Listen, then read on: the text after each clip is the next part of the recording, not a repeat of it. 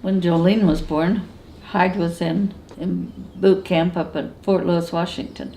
Every morning there's reveille, right, and all the company falls out in front of the barracks, and there's a roll call. It can either be an individual roll call or the platoon sergeant can account for everybody. I went to the hospital with Hyde's dad and mother. They make all the announcements for the day, you know, so-and-so's going to do this and that. And then the first sergeant says, "Where's Taylor?" And I hear the first sergeant, and he said, "Step forward." I stepped forward out of the ranks, and he said, "You had a baby girl last night." So that's how he found out that he had a daughter. So, of course, he expected it, you know, any minute, but I thought I'd get home before it happened. We had no phone system to call each other, and so when he was gone overseas, it was letters. I wrote letters. I can't stand to write a letter to this day. I worked at Penny's 1 year while he was gone, and I saved up enough money to meet Hyde in Hawaii on R&R when he got to go, and that was a fun trip. I left here and I went up to Bountiful to stay with my sister so I could catch the plane early. And so my sister and brother-in-law took me to the airport. We got to the airport and I said, "We got to get in there." And my brother-in-law said, "Oh no, we got plenty of time. They won't leave without you." And I looked and saw this plane going down the runway.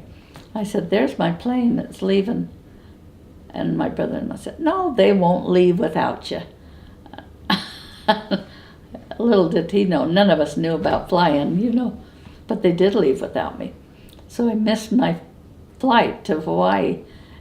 We went home and came back the next morning, caught the next flight, but we had no way of letting Hyde know. So he didn't have any idea where I was or what I was doing or if I was coming or if I wasn't, because I couldn't get in touch with him. Now you just pick up your cell phone. So he went back out the airport all day the next day and waited for me to come in. He was hoping I was coming in. So we finally got together. We were there probably about 5 days. And then he had to leave and I stayed an extra day and then went out the following day.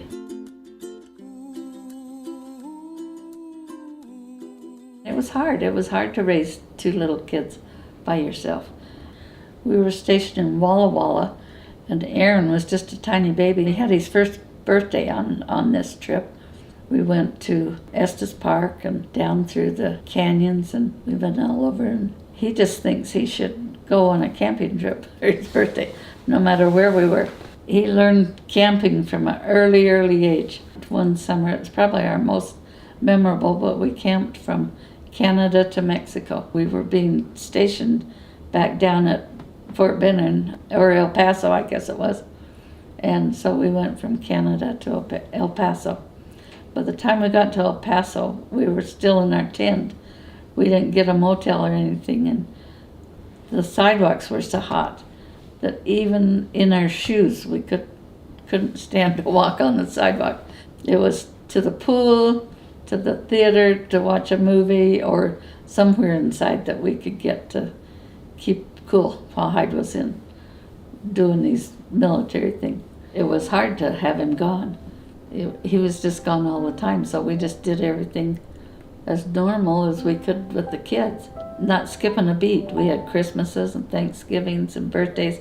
I think Hyde was only home for maybe one or two of Jolene's birthdays. She's the oldest.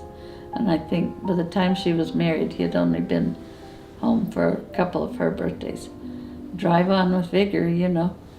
And it is hard, especially when he's in a war zone.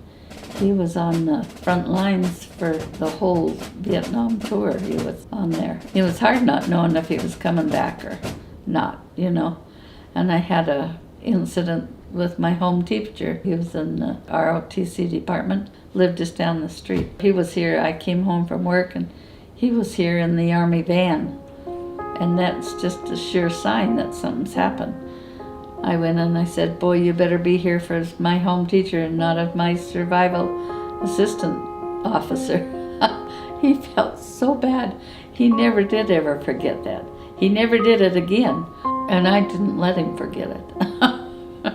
That was just a terrible thing for him to do. Other than that, we just knew he was coming home. And I don't know how I got that feeling or whatever, but we did know that he was all right. So